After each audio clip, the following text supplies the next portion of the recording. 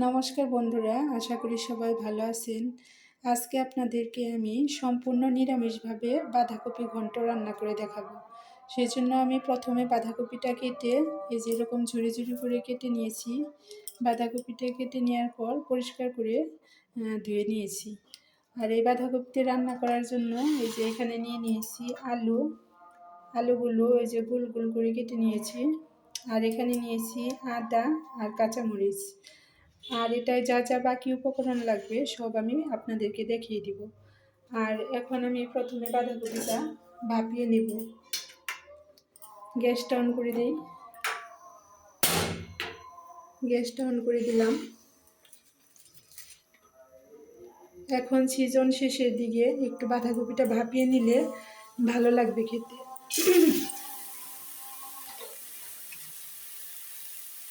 প্রথমে আমি বাঁধাকপি দিয়ে দিলাম, তারপরে সামান্য পরিমাণে একটু লবণ দিয়ে দিব আর একটু জল দিয়ে দিব। তাহলে আমি বাঁধাকপিটা ভাপিয়ে আপনাদের রান্না করার সময় দেখাবো। এই দেখেন বন্ধুরা, আমি বাঁধাকপিটা ভাপিয়ে নিয়েছি। ভাপানোটা আপনাদেরকে দেখালাম না, ভিডিওটা বড় হয়ে যায় সেই জন্য। আর এখন এই যে আমি আবার কড়াইটা বসিয়ে দিছি। এখন আমি রেসিপিতে চলে যাচ্ছি। প্রথমে দিয়ে দিব তেলটা প্রথমেই আমি একটু বেশি করে দিয়ে দিব, কারণ বাঁধাকপিতে তেল ভালো না হলে ভালো লাগে না খেতে। দিয়ে দিব তেজপাতা,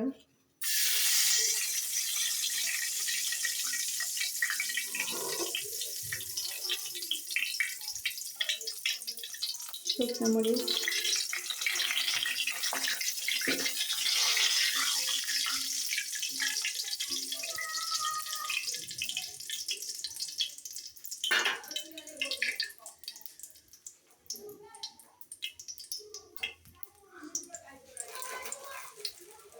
পাঁচ ফোড়ন দিয়ে রান্না করলে ভালো হয়, কিন্তু আমি আজকে জিরা ফোড়ন দিয়ে রান্না করব। দিয়ে দিলাম জিরা।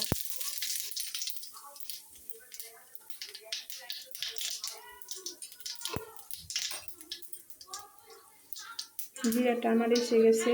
এখন দিয়ে দিব আলু।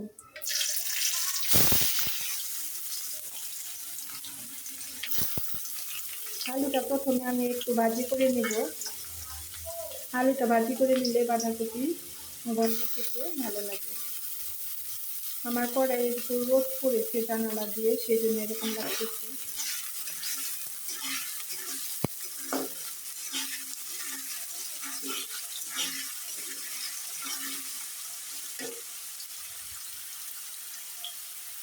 দিয়ে দিব সামান্য একটু লবণ,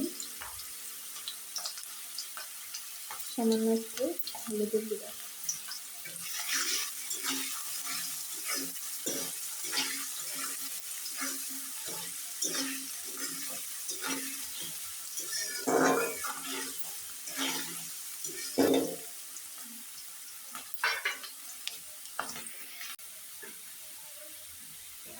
আলুটা আমার ভাজি করা হয়ে গেছে। এখন যে কাঁচামরিচ কাটিয়ে নিয়েছিলাম, কাঁচামরিচগুলো দিয়ে দিলাম।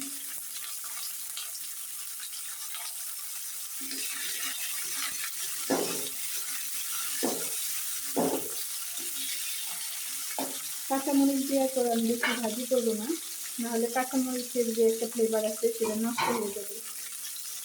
এখন এই যে আগে থেকে যে ভাপিয়ে নিয়েছিলাম বাঁধাকপি, ওটা দিয়ে দেবো।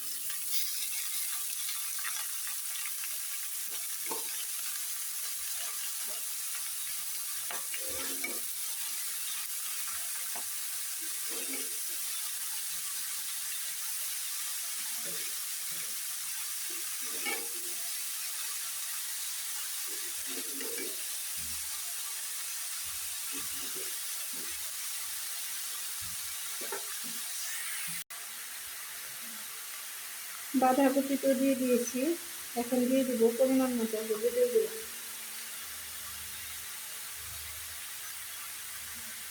জানালা দিয়ে রোদ আসাতে অন্ধকার মনে হতেছে।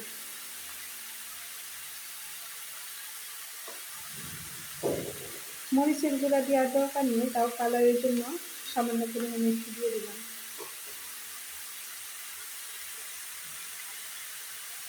দিয়ে দিব পরিমাণ মতো লবণ।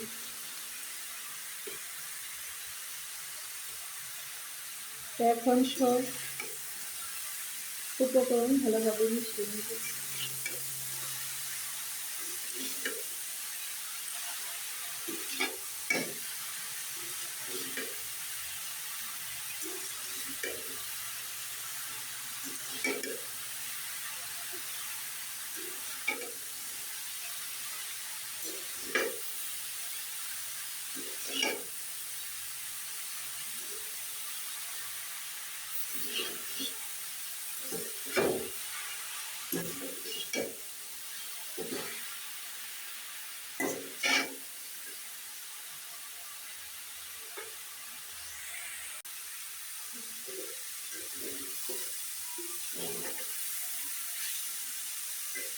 বাঁধাকপি রান্না করতে কিন্তু অনেক সময় লাগে বন্ধুরা। এটা এখন অনেক ধৈর্য নিয়ে আস্তে আস্তে ভালোভাবে ভেজে নিতে হবে। এটা যত ভাজি ভালো হবে তত খেতে টেস্ট হবে।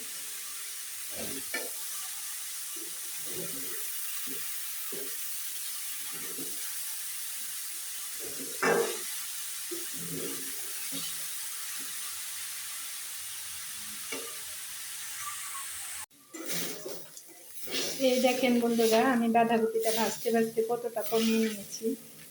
এই দেখেন একদম লাল লাল ভাজি হয়ে গেছে।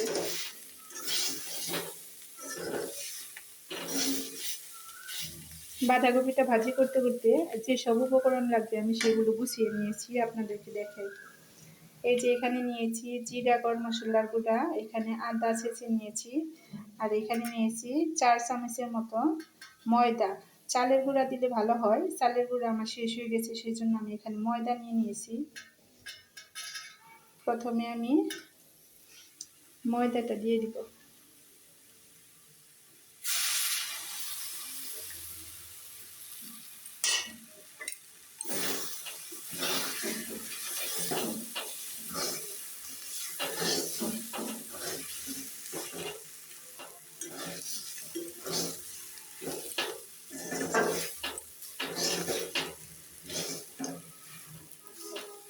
যেহেতু আমি কাঁচা আটা ব্যবহার করব, সেজন্য আটাটাও আমি এখন দিয়ে দিব। এই যে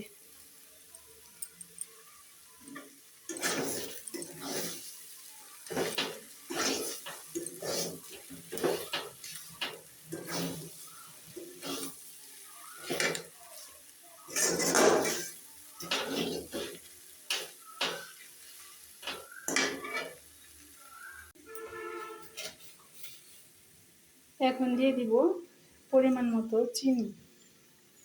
চিনিটা অবশ্যই দিবেন, একটু মিষ্টি মিষ্টি হলে ভালো লাগবে খেতে। এখন ভালোভাবে মিশিয়ে নেব।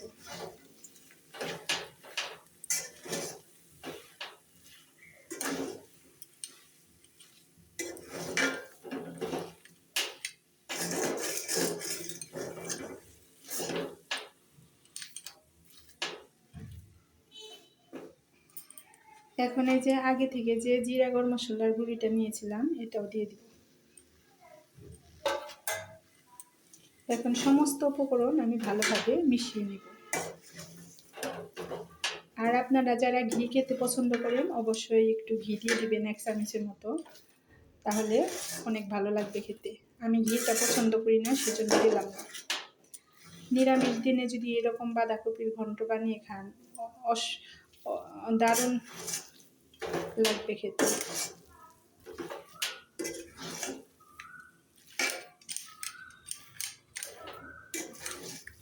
তো আমার বাঁধাকপি ঘন্টটা রেডি হয়ে গেছে, এখন নামিয়ে নেব।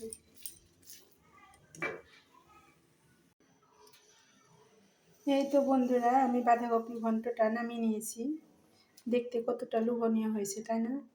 আসলে আমি বুঝতে পারলাম না আজকে রান্না করার সময় কেন এত অন্ধকার লাগলো। হয়তো বা রোদের আজ আসছিল, সেজন্য হয়তো অন্ধকার লাগছে। আপনারা ক্ষমা সুন্দর দৃষ্টিতে দেখবেন। ভিডিওটি দেখলে সবারই ভালো লাগবে। আর যারা যারা আমার নতুন বন্ধু আছেন তারা আমার চ্যানেলটা সাবস্ক্রাইব করে আমার পাশে থাকবেন।